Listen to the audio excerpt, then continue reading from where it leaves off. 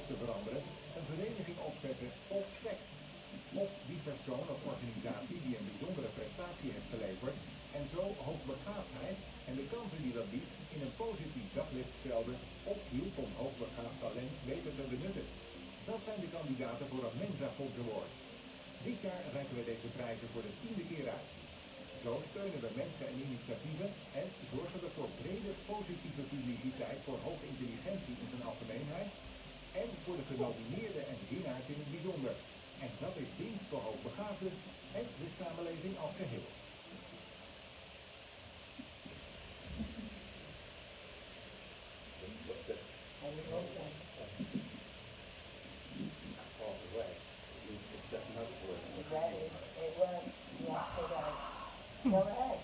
Was a test. Okay, thank you. Welcome everybody. I was asked to do the opening speech of this ceremony. You probably expected to find here Greta van Geffen, and for the chair of the Dutch Mensa Foundation. Unfortunately, she cannot be here this afternoon.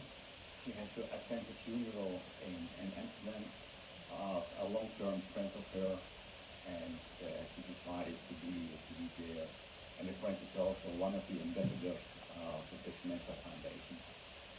So you have to do this meeting.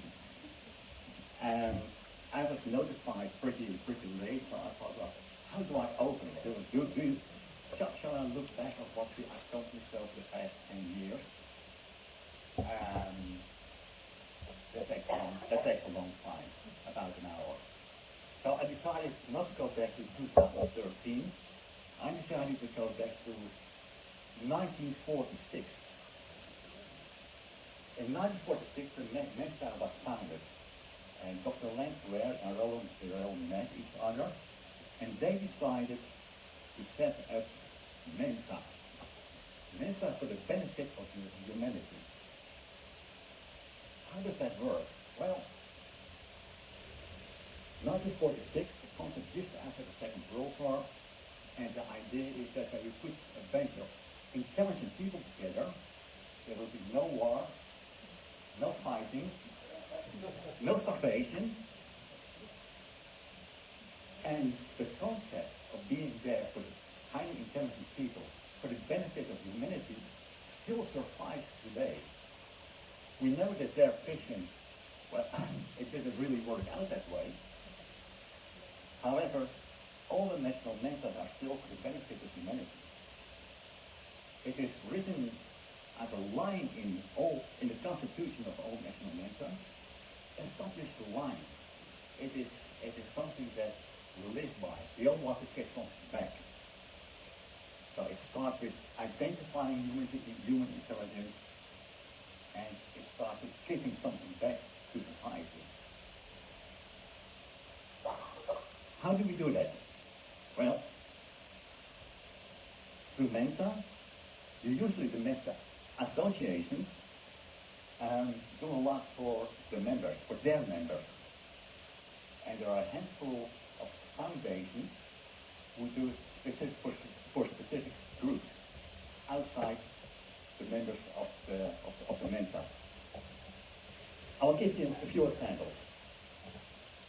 The American Mensa Foundation, which was founded 40 years ago, 60 years ago, 60 years ago, they already spent hundreds of thousands of dollars on scholarships to help people to educate themselves and also giving something back to society. We have the Nordic Mensa Foundation. They stress it in a different way. They also have an award program.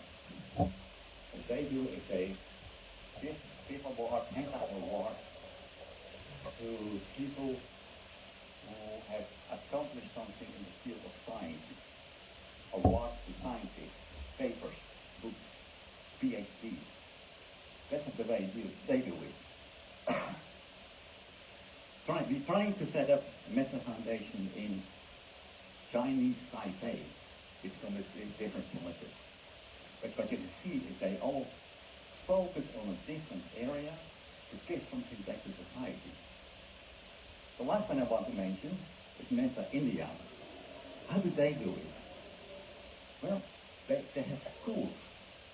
They have schools for the young children who would not have had the opportunity to go to school. They pay for it. They have their own Mensa schools. Because that works in India. It doesn't work here. It doesn't work in the United States. But it's still the concept of being there for the benefit of humanity, give them something back. How do we do it in the Netherlands? Well, we have, as Mensa Foundation, we have 3 different lines. We try to do something for the old people. That is what we call grey gold. The highly intelligent people in the nursing homes. Suppose you're highly intelligent, you're in your 90s, you have to sit in a wheelchair, you cannot leave the building. How would that feel? Pretty bad. We try to do something for those people. We call it grey gold. We're in the process of setting up a chair at the university. A chair for the highly gifted people at work. We're in the process. It takes a long time. We've been working on it for years, but it will be there. The 3rd line we have in the Netherlands is the award program. That's what we're here for. And the award program whereby we recognize people, organizations who have drive to do something. When you look back at the nominees and the winners of the past year, they all have the drive to do something for the highly gifted. Their blood, sweat and tears is in it. So later today, you're going to hear something about what these people have done. And that's great. And I think it's better to listen to the motivation of those people than to listen to my motivation. I take it back to you, Esmeralda. Thank you. Thank you very much. So that's what we're here for. Let's talk to the jury. Let's talk, invite Angela Riddering to the front and to discuss how the jury works with those 3 awards that Willem just thought about. After we've seen this film of who the jury is.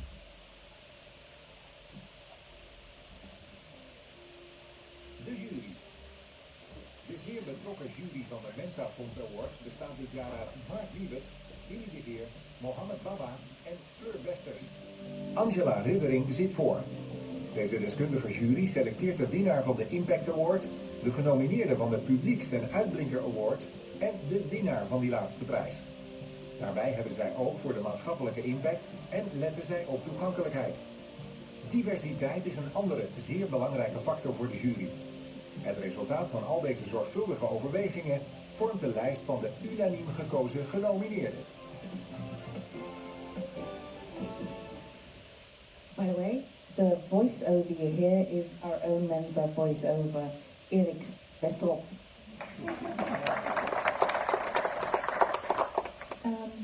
Angela, so you're the chairperson of the jury.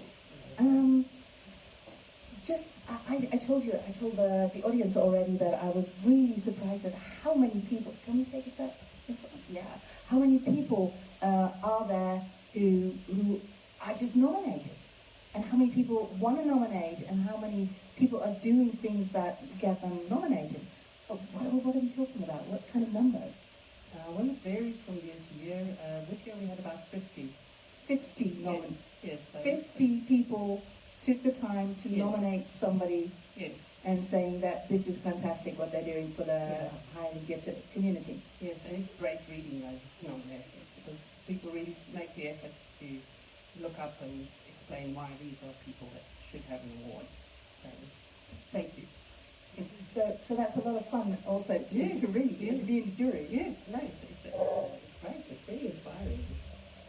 I'm always amazed every year. There's always new initiatives come up every year. I'm always amazed at how much time and effort and everything we're achieving in the field every year again. So how do you choose somebody from 50 nominations? Because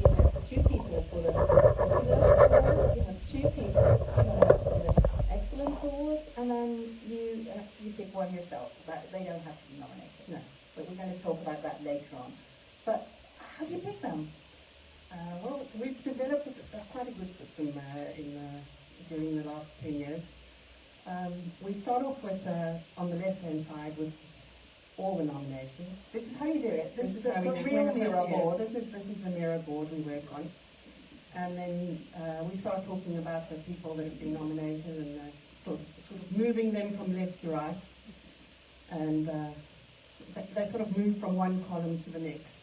And we discuss them as we go along. All the fantastic work that's been done.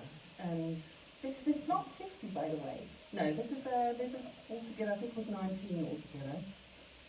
So some initiatives have more than one nomination. Oh, So, wow. Yeah. Oh, that's so even- that's also can you get all kinds of stories about one initiative. So that's also makes it more difficult as well.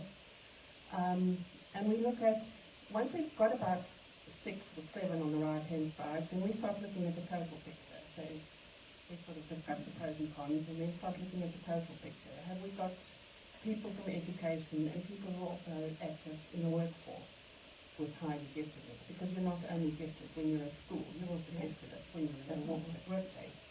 So we look at on that side, it's the total picture going through all phases of life. We also look at geographical distribution. They come from all over the country. We did make a mistake posting the 3 from Amsterdam. No. So we're not doing that again. So we look at the whole, are they coming from the whole country? We look at accessibility. Are people doing things that are accessible to all members of the population, if you have money or not? Because some of the initiatives for the gifted people are very expensive. It's not their fault, it's the way the system works. There's not always funding available, but it does make that it's difficult. So you have people that get nominated time and again, and every year again, you say, well, every is year too expensive? we look at what does it cost to make use of the facilities that they have. Are they accessible to everybody? Right. So that's one of the criteria. What is another criteria? The last few years, we've also been looking at have we got someone on the right hand side that's actively approaching people with a bicultural background, because they're very underrepresented in the gifted community. So we're also checking, it's very important that we reach them as well. Because there's gifted people everywhere. And do we have somebody in that category this year? Yes, we do. We do. Yes. Okay, wonderful. I know we do. It's sitting over there.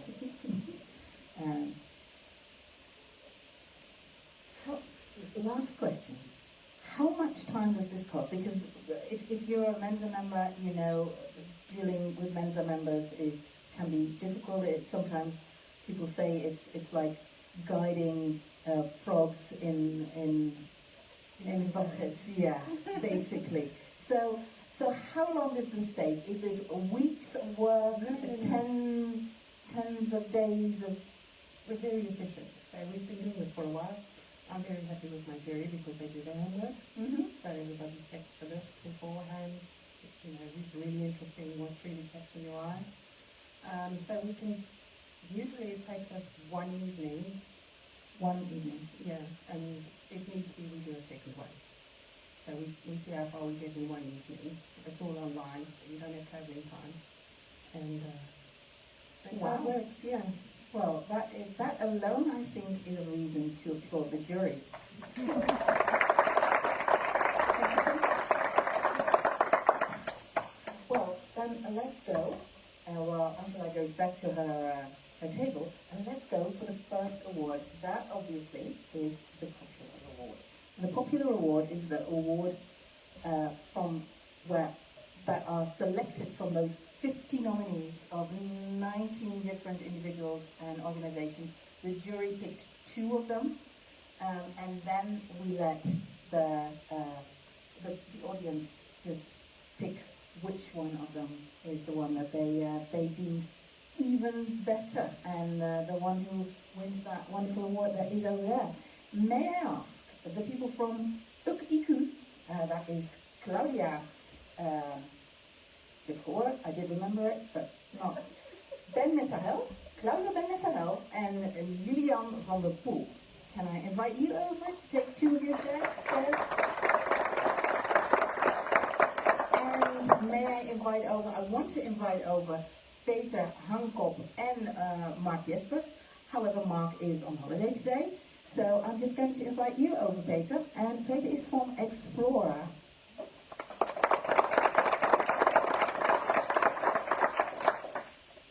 Let's start with the two of you. I'm just going to ask you to step down immediately. No, you can still sit, Peter, but I'm just going to ask these two ladies. No, I'm going to do that from this side, otherwise Peter is going to be distracted by my backside. You do a lot of things. Let's first say they're called IQ. We're not going to translate that, but I'm going to tell you what it stands for. IQ means something like little one. It's a cozy term for toddlers and babies in Dutch. So that's IQ, and then IQ is the Dutch for IQ. So little one IQ. So you do something with little ones, and not just something. You do three different things when it comes to working with little ones, with UKIes. You both have an UK IQ group. You train others to start an UK IQ group, and you train schools to recognize it in toddlers and babies if they have high IQ, and so they can make a bit of an individualized program. Okay, I'm going to give you a microphone in red. It's got to be red, otherwise it doesn't work. Here it goes. Can I ask Lillian the first question?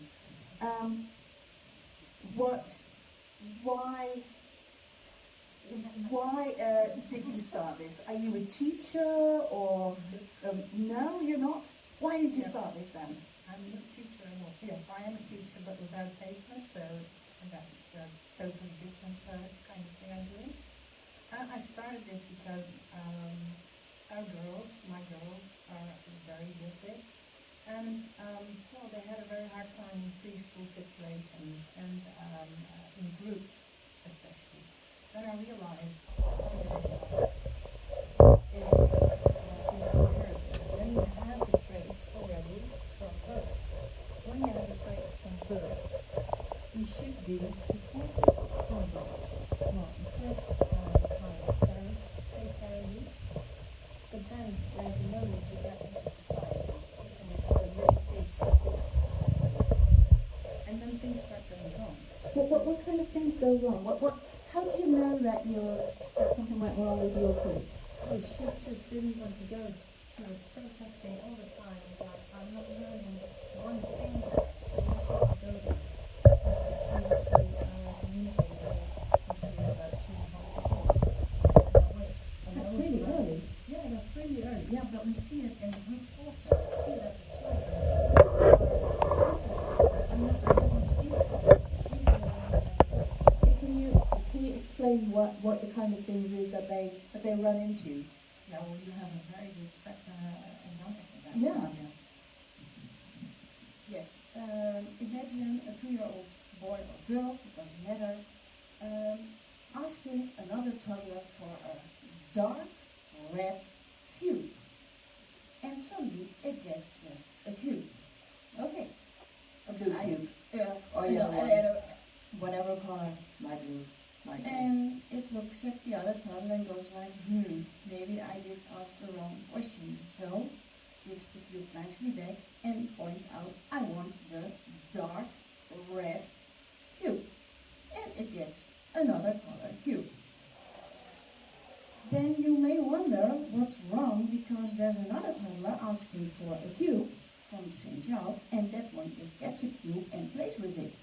So there must be something wrong with me asking the question, because twice now I asked them, the other child, for the dark red cube. So why isn't it given to me? So does that mean that has something to do with their identity? That is already that there is something wrong with their self-image? Yes, because if you are in a group of other toddlers who are behaving similar, and you're the only one who asks different questions, and people react strange to you, then it does something with your self-image.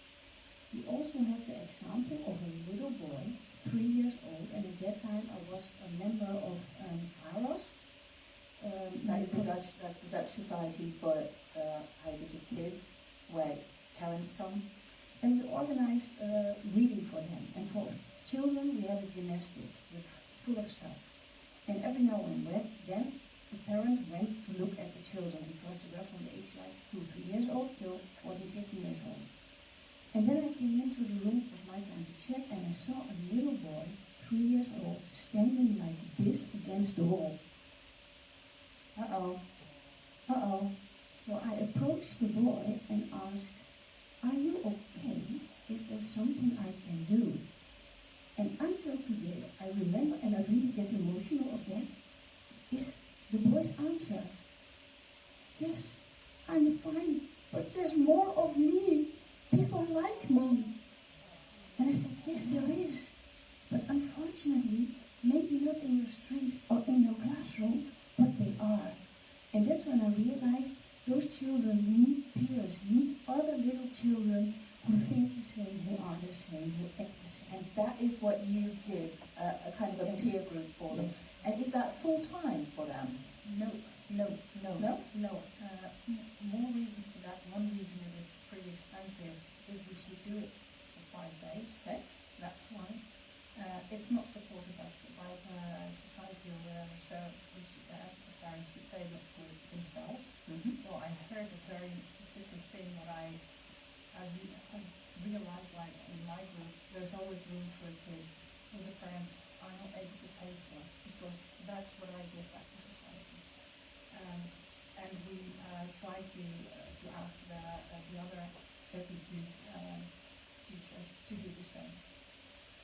But how long do they go? They go for just for 1 morning. One They morning? see each other. They when we see a new kid coming in, that's very nice to see. You see a new kid coming in, they're like, "Where the hell am I now? What crazy house is this?" Something like that. And then in about 20 minutes, they're like, And "They're the same like me. I can talk the way I used to talk at home. They're just normal kids like me. We can fight about things we have to fight about, not about a stupid thing that I don't care for."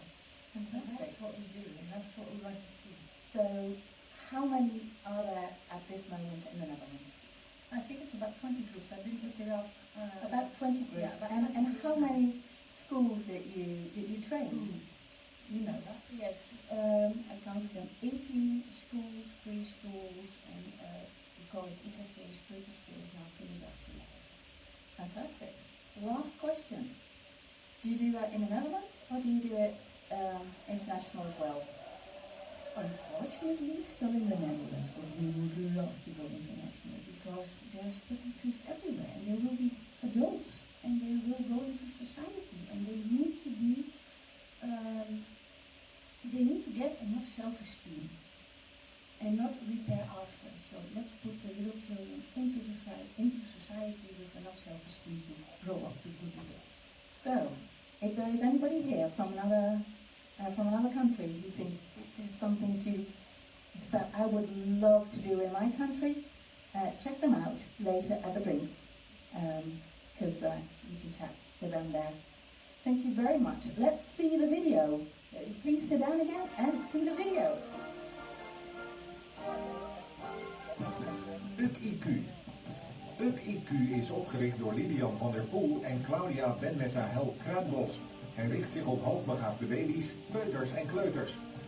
Dankzij UKIQ zijn er nu peergroepen voor peuters door het hele land, geleid door zelfopgeleide specialisten. Zo ontmoeten ze gelijken, verbetert hun mindset en krijgen ze de uitdaging die nodig is voor hun ontwikkeling. Hiermee en met de begeleiding van kinderen, ouders en professionals helpt UKIQ bij voorkomen van leer- en gedragsproblemen. So that is one of the nominees. Let's have a look at the video for the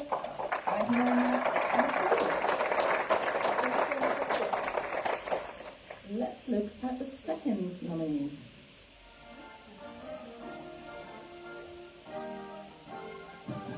PCPO. Voorkomen dat hoogbegaafde kinderen uitvallen op school is urgent en ongelooflijk belangrijk.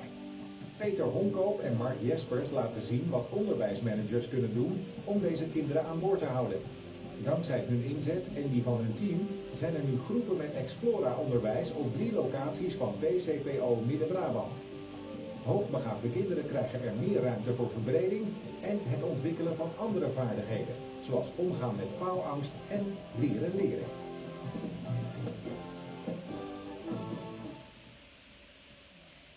Well, Peter, you're one of those two. I invite you to stand up. Thank you. What is really inspiring is that one of the ones that have nominated the two of you is your own team. Yes, that's special. I thank them all the way because it is very nice that your own team nominees you. Yeah, and with fantastically beautiful Yeah. words. Let me just quote a little bit. Peter and Mark, they inspire confidence by the way they let us use our knowledge to make us help those children to thrive. How beautiful is that? So, what kind of issues do you run into if you want to set up an Explorer like the two of you did? We've heard there that there is something about, do you do it full-time or part-time? There are cost issues. Is that something that you run into as well? We run into the finance, but that's not the main issue. What we did is we different people needed to go in a peer group. You heard that before. But we also thought we had to, in the afternoon, in the morning they go in their peer group, and in the afternoon they are in their own social group, in their own classroom. So that they need to act with the other normal people, sorry for the word normal. But that's what the problem is. When But you that is a very conscious choice for you. Yeah. Because when you all the way in a peer group, 8 years long, and then you go to for secondary school, you're also in a peer group, and then you go to university or something, and then you go working in a factory or you're a manager, and you don't know what is happening with the other people. They don't understand you. You're thinking too fast. You're thinking in another way. And that's why we have to thought we have to train that in primary school. So you don't only give them just extra work and extra interesting work, you also teach them things about social skills, Yes. Learning how to learn, stuff like that. And also gymnastics. Gymnastics, why is that? Because the movement of gifted children in a play before there's a game called trefbal, and you throw the others, and one guy was standing on side with the ball in his hands, and he was waiting. So the gymnastic teacher told him, asked him, what are you doing? He said, I'm waiting. When there are 7 people that are hit by the ball, then I'm going into the field, and then I'm going to win. So I have to throw only one time. But all the time he was waiting and not moving. And that's why you have to stimulate him to go and play with the other people. Not just think what's the best way to do it, but play, because it's good for his whole body. So you look at the whole body, you look at part-time peer groups, you look at regular peer groups. But I asked you a question, and I know that you had the same problem as they had, something about finances. Yeah, we made... And the audience might like your solution. Thinking something alone is always faster and better. So together with Mark and 4 other people, we thought the plan, we made a plan, and so immediately our chief said, our manager said, and Peter, what does it cost? So we thought about it, we had subsidy. We had they called NPO money. We used that also From the government. from the For highly government. gifted people. And we had made a symbiose-overeenkomst. What's that? In Holland, the children go in the morning, they go to our Explorer group, and the other school pay for the moment they are in Explorer. In the afternoon they go to school. So in a whole year, children from the government... So it's not just children from your own schools who go to the Explorer, but from other schools. Is it just schools in your school cluster, or No. can be from any other school in the region? For any other school in the region. And they just pay you? They pay us for the time the children are in our school. But why don't they just come to your school? What are the reasons that directors of other schools want them on their own schools? Now they want them on their own schools because the results of the test results of those children are pretty good, probably. Pretty good, and they're for the average score of the school also very good. So in the Netherlands we have a central system which is called the CITO-toets, and that is what schools are apparently managed on. And there's another thing: how many, the number of children in your school is good for the funding of your school. So they want... The bigger the school, the more money you get. So that is a very interesting solution that you came up with, that they just pay you, they get all the benefits from the CITO-toets and from the number of... But the most important thing is that we can adapt our education for those children they need. So that's our goal. What you're doing. Fantastic. That's our ambition. And this is how you finance it. I thought that was pretty interesting. Do you have a question for the audience? Because you now have a highly gifted audience in front of you, I assume. And do you have a question for them? Yeah. I have... someone can work in our Explorer group. You need a new teacher? 2 days. 2 days a week. Do they need to be a teacher? Do they have a teacher certificate? Yes. Okay, so if you are a teacher and you want to work in an Explorer group, or if you know somebody who is a teacher and wants to work in an Explorer group, contact Peter at the drinks afterwards. Thank you so much. One of the and what does Explorer do, and does it work? Yeah, let's do that last question. What do the children get out of it? Can you give an example? We have this is a child in Raamsveer. One of the Explorer groups come from Breda, and one morning in the fall, she was writing on windows, and she said, the windows were listed up, yeah, right? Thank you. Yeah, I love my life again. She wrote down. After that, I spoke with her, and she said, "What we're doing here at Explorer is what I didn't have in my own school, and now I love my life again." So that was, yeah. Fantastic. Fantastic. That's what you're doing. Yeah. Giving life back to children. Fantastic. Yeah, thank you. To society. Thank you so much. Let's give it a applause.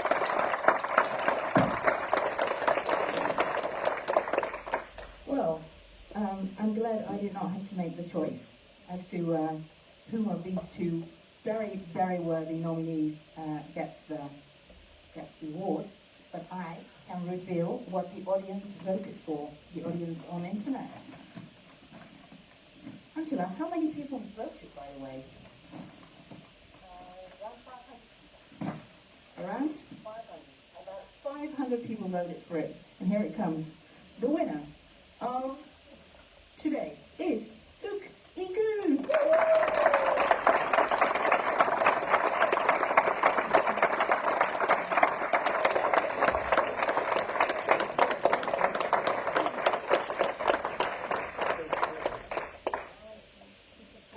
Please, that is Angela, the chairwoman, chairperson.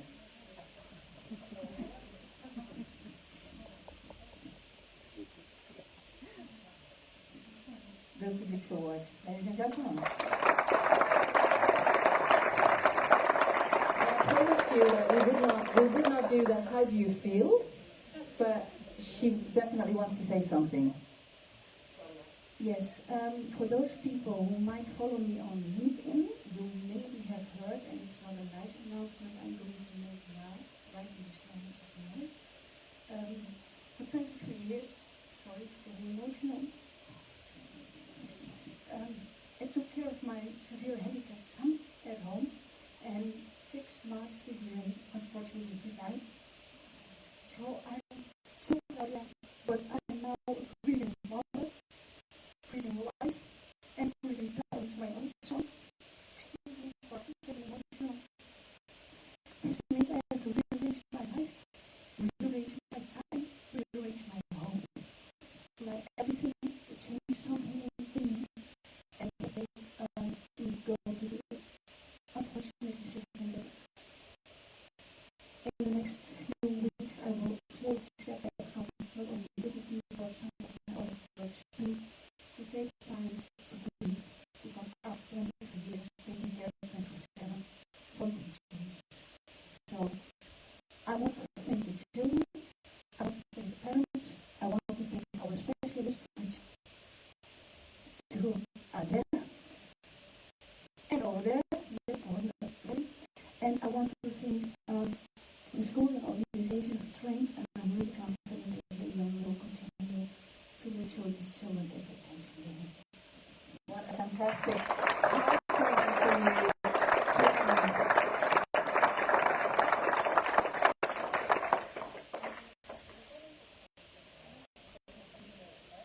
Peter, would you like to take a photograph as well? And then we are going, he's going to get an award as well.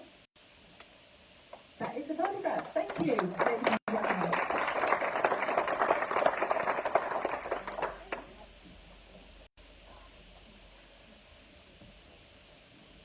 Then, obviously, we are going to the second award. That is the Excellent Award.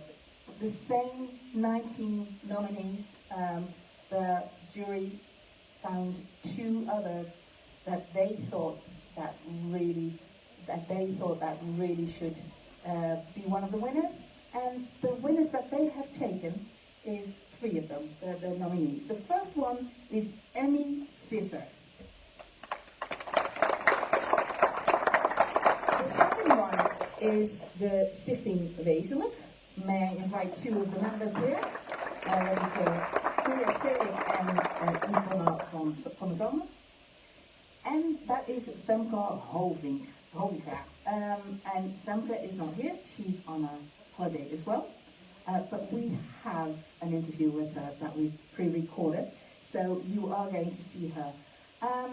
What I would like to start with is Amy Visser. Why did the jury choose Amy Visser? Well, let's have a look at the video.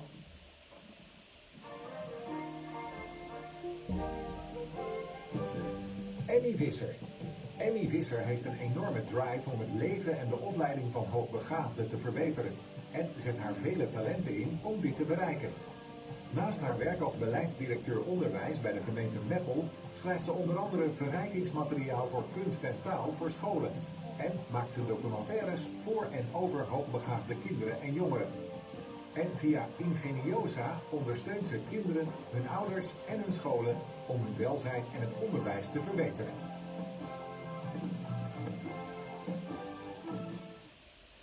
Wow, Amy, that's amazing. You do so many different things. Let's start by looking at you are developing teaching materials. How does that start? Where does that come from? That idea of developing teaching materials? When I graduated from university, we were in a session. So Could you keep it a bit up? there wasn't a lot of work, so I had to volunteer to get some work experience. volunteering anyway, I might as well see if there was a school for full-time gifted education and see if they wanted some guest lectures. And they were very enthusiastic, so I basically shared the knowledge that I gained at university with those children. And the teachers eventually said, wow, this is really great. We would like to teach those lessons ourselves. Could you write them down for us? And I figured if I was writing them down anyway, I might as well go the extra mile and make an entire workbook out of it. And then if I was doing that, I might as well see if there would be a publisher interested in publishing those books. And I found that in Ediforce, which is a small publishing company, because the bigger publishing companies are not interested in this audience because it's just too few. It's a money thing again. Yeah, the target audience is too small, but Ediforce does cater to this audience. And well, that's basically how it started. I'm currently writing a book 29 and 30. Wow. And where do you find the inspiration? How do you write a book, especially for gifted people, for the kids? Yeah, it's a good question because Lillian, I don't have a background in education or teaching or anything. So I'm basically writing the books that I would have liked when I was a kid and that I missed in school. So that's what I try to write. That is fantastic. And can you say a bit about what are the kind of things that you do? Can you give an example of the stuff that you do for those kids? In the books. In the books, yeah. In the books that you write. Yeah, I try to use assignments that get them to really think and create, analyze, evaluate. So when I'm talking about the Dutch language, like spelling, I'm not just teaching them how to spell. They can get that in the regular curriculum, but I'm also asking them, why do we need to learn how to spell? What would happen if we don't? What would be the consequence? And hopefully that also gives them some sense of why they are learning stuff like spelling, which is pretty boring. So. And those are the kind of questions that don't have a yes/no answer. It's the real thinking questions. And the typology of Bloom's taxonomy. Yeah. Bloom's taxonomy. It's the higher three. Analyze, evaluate, and create. Right. So that's what you're doing for primary schools already. Yeah. So when I write the teacher's guide with all the answers, it's usually basically I'm writing. It doesn't matter what the kid is answering, as long as you can see from their answer that I thought about it and really gave it some thought. So it can be any answer as long as they really make an effort to think about it. And it's not just books you write. We heard a lot of other things you're doing. One of the things you did is you made 2 documentaries. Actually, the second one was even funded partly by the Mensa Fund. Yes, right. That's really great. So what do you know what the impact is of a documentary? Have you seen that? I know that they've been seen about 40,000 times on YouTube. Yeah, each have about 40,000 views on YouTube. So the impact, it's hard to say beyond the numbers, but I do have an example. I do all these things next to my day job, which is as a civil servant in a municipality.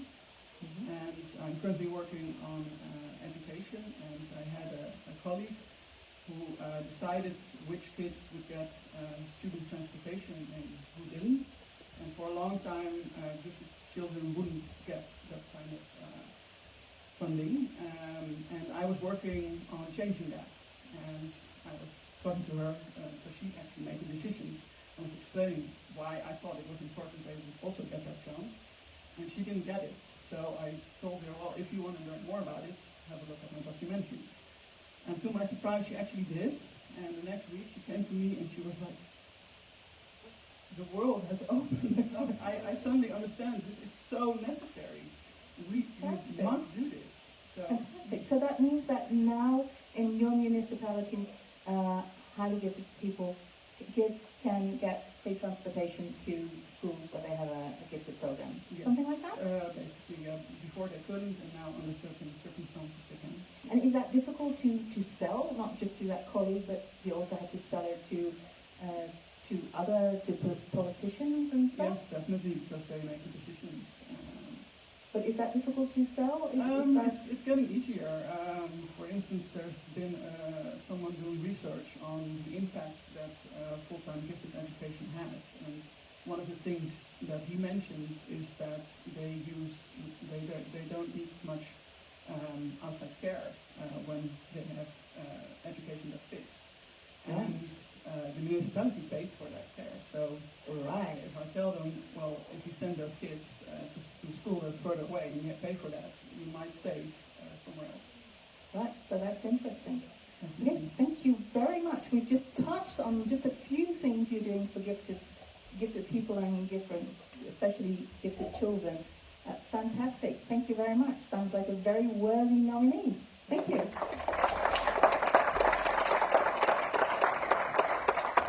So let's see if the other nominees are just as interesting.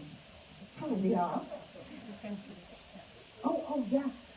Sorry, I'm not going to talk to you guys first because we're first going to look at Femke Hovenkaart, who can't be here. That's one of the other nominees. And let's see in the video what she's all about. Femke Hovenkaart. Femke Hovenkaart is een ambassadeur voor hoogbegaafdheid in de media en het bedrijfsleven. Ze zet zich in voor het oplossen van de problemen waar hoogbegaafden tegenaan lopen. Ze gaat daarbij thema's als mensen met een IQ boven de 145 en de mismatch tussen werkgevers en hoogbegaafde werknemers niet uit de weg. Met Talentissimo helpt ze kinderen, jongeren en volwassenen. Door begeleiding te bieden, maar ook door een aanvullende en specifieke IQ-test voor kinderen te ontwikkelen onder de vlag van scaling.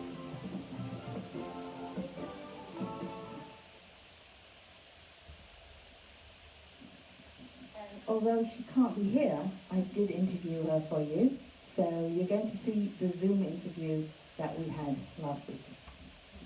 Hello, Femke. Congratulations with your nomination. You are somebody who is completely involved in working with and for gifted people. You're a director of a company that coaches gifted people. You're a director of a company that makes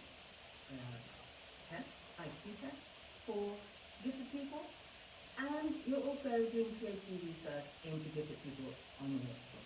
So you definitely want to know a little bit about all three of them. Let's start with, you're the director of your own company, lots of other people in it, on working with gifted people, on coaching gifted people. How old were you when you started the company, and how old were you when you started thinking of having that company?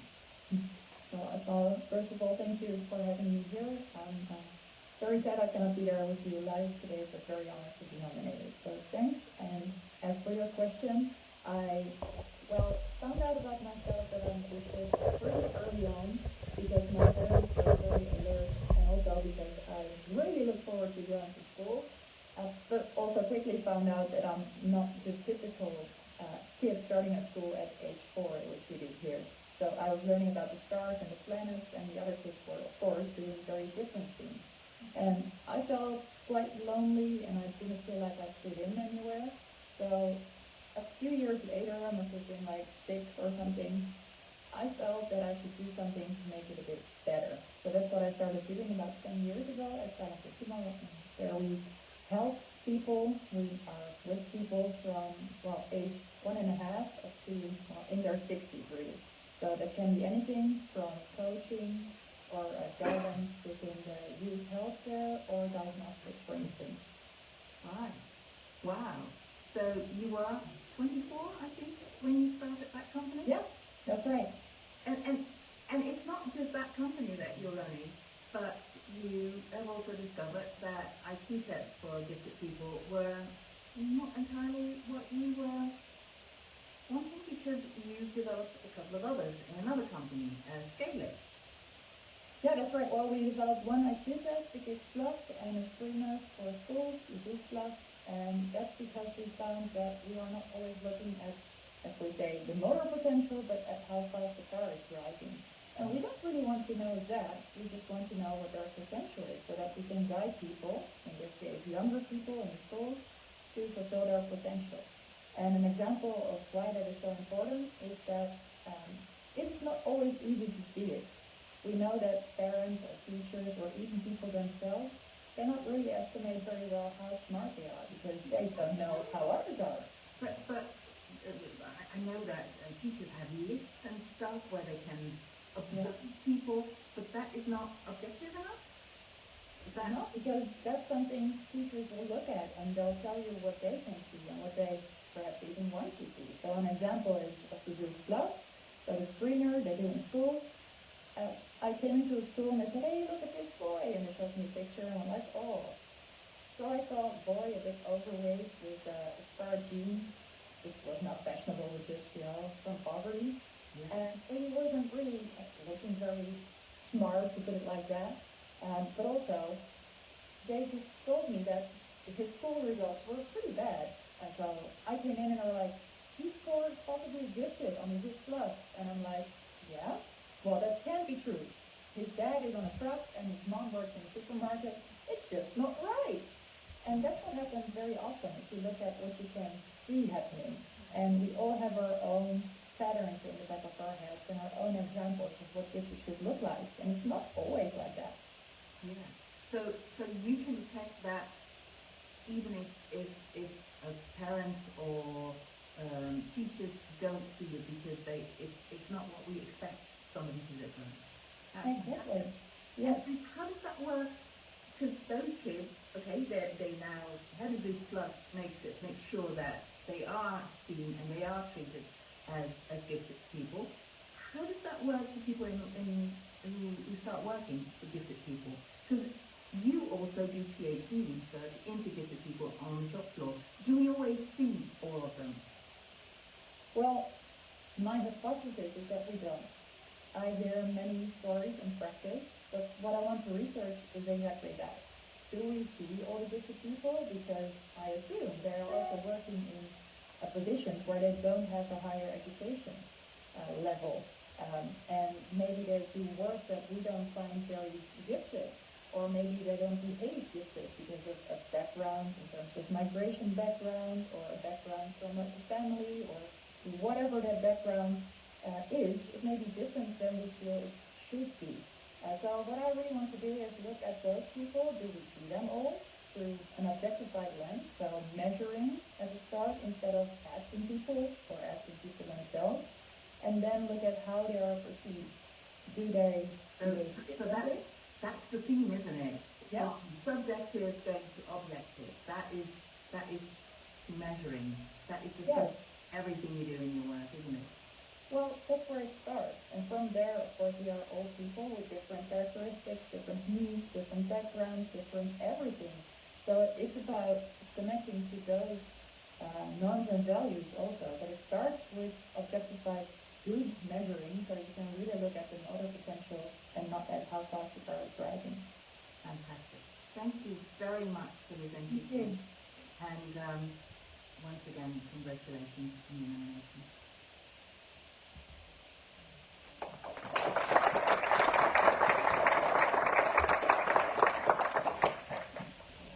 So that was the second nominee. And now we're going to the third nominee for the Excellence Award. And the two of the members, board members of that organization are sitting here with me. That is Julia Selig, hi, and Yvonne van der Zande. Yes. I have a first question for you, because you're from, and obviously I'm forgetting the film again. Let's do the film first, because then I don't have to do the introduction. There's something wrong with the film. There is something wrong with the film, I hear. I will show it after, I promise. We'll see it afterwards. So let me just give you some kind of an introduction on what the Stichting Wezenlijk, because that's the two members, the two board members sitting next to me are from. de Stichting Wezenlijk is. For those of you who do not speak Dutch, the translation would be something like the Essential Foundation. And it is a group of people who work with people who are bicultural, so have come from, for instance, a migration background, and they have a project on bicultural people who are highly gifted. And that is the project that is nominated today. You're the chairwoman, and you do two things. There are two things in this project. You as a chairwoman, you're the person who does a lot of advice for bicultural people, and you deal with getting knowledge spread around about being bicultural and highly gifted at the same time. So let's first start with you, Julia. When it comes to as a chairwoman, what you give advice to people. How does that work? How often do you do that? Do you do that one-on-one? Do they pay for it? How does that go? Okay. First, I apologize because my English is not so good as yours, but I try. It's like more English in the jungle. Yes, it is right. I do advanced coaching. For example, I have now a little girl, Aisha, 7, 8 years old, and I coach her mother. And one day in a week, Wednesday. Every Wednesday. Every Wednesday. Every Wednesday I you give coaching. Yeah, I coaching in my free time because us work is volunteer work. Everybody who works for you are volunteers, Yes. and you give coaching one day a week. Yes. And advice to parents. Advice to parents and to kids. Yes. So this girl, what kind of other cultural background does she have apart from Dutch? She is Turkish. Yeah, the problem on the school is that she is another student, child. And the mother say that she is doing her work very good, but the teacher say no, it is not enough. It's not enough. That is a shame. Yes. And the problem is, she don't like in the eyes of the teacher. And the teacher is thinking she's not high gifted because the mother say she is maybe high gifted, and the teacher say no, maybe she is a more autist because she is not don't looking in the eyes of the teacher. Yeah. But that is cultural thing.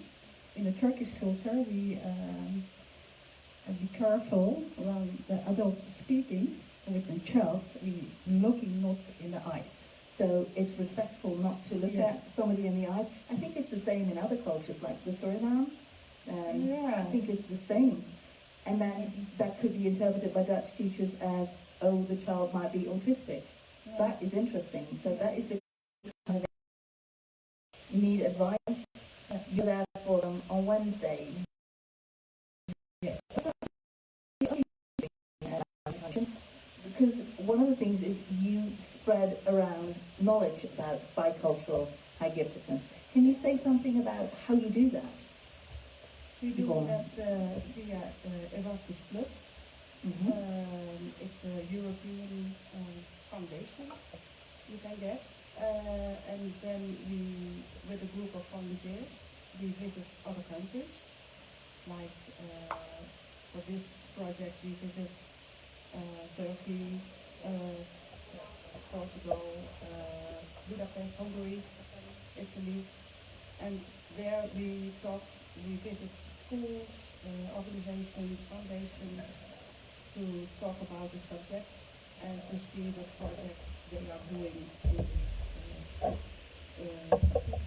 And you've traveled a lot, you've seen a lot what other countries they do when it comes to children specifically that are bicultural. What are the kind of things that you see? Is there a cultural component to how talent is used and whether giftedness is seen? Yes, a lot of cultural components are part of it. For instance, children, and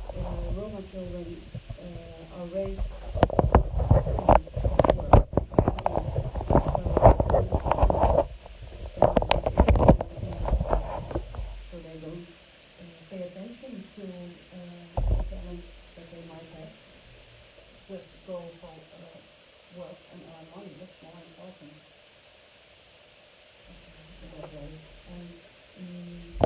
And for instance,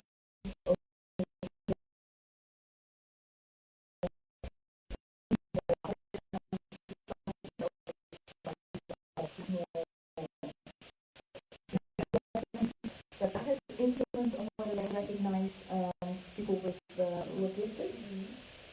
Yeah, you see that in a lot of cultures, but it's kind of not done. Because you look at yourself, you take care of each other, you don't still might see what progress they are making in a professional way in learning, but not in a personal way. So they don't pay as attention to personal development and look at their talents and what they are good at. So the cultural component. So there are cultures where it is not done to look at whether to say, well, she or he is highly gifted, and I'm good for extra education, something like that. In some cultures, especially girls, has to be modest. You expect you don't say, yeah, here I am, I'm talented, I want to learn more, and that's It doesn't fit in the culture to be the expert. Right, that's very interesting, because I see you nodding. You're from a Turkish background, as a girl, is that you're currently coaching? Is that come from a Turkish background as well, that idea of being modest as a girl? You don't have that, yes. Culture in the girl is still just walking and do work, big work. So that is very interesting, and that is some of the things that you're I trying see, to get girls to. are not so smart. They think the girls is not smart. No, they're not supposed to be smart. Yeah. That's so interesting, isn't it? So that is the things that you're trying to talk about people in other cultures, in Yes. that culture. Yes. On And Holland is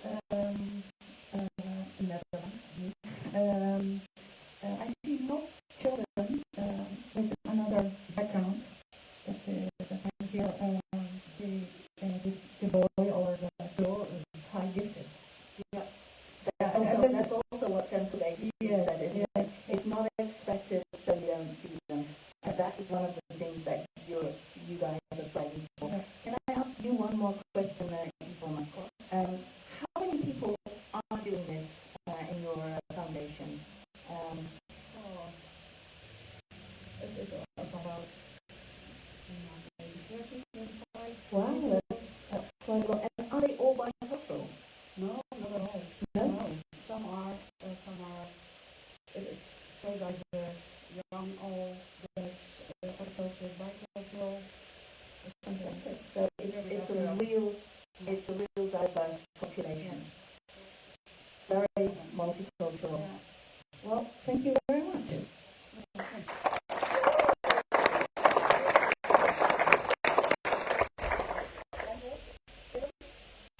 Is the film there? Ik denk volgens mij zometeen. Maybe that might be at the end. So what we're going to do now is see who of the three nominees is the winner. So we have Emmy, we have Becca, and we have Christine. I'm really looking forward to seeing who that is.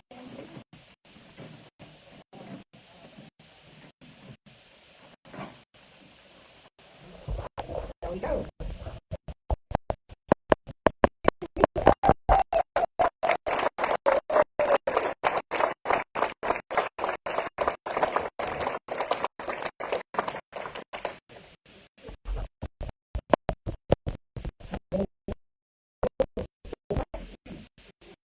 The photographs, and do you want to join the photos as well, Emily? And you will get a beautiful back as well.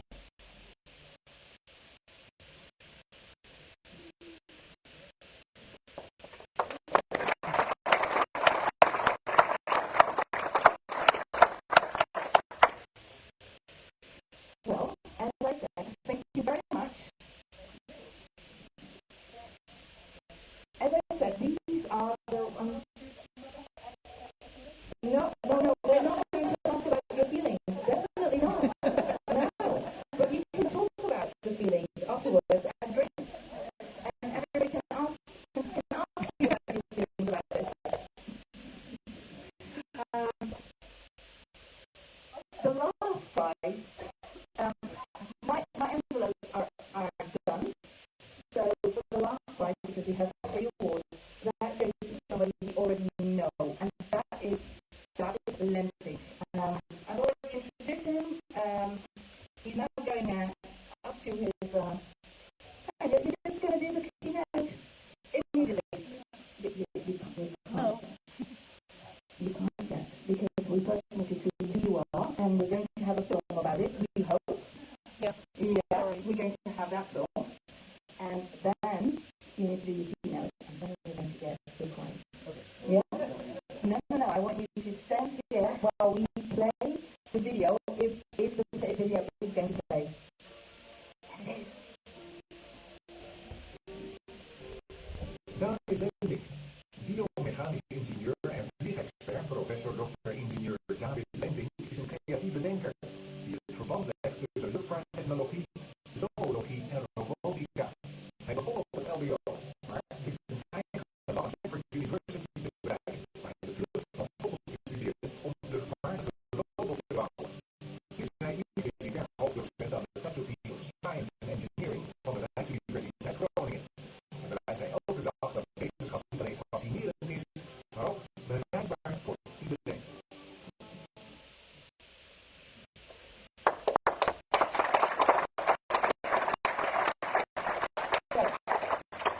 Before you're going to do your keynote, because we're going to be so interested in hearing what aviation and flying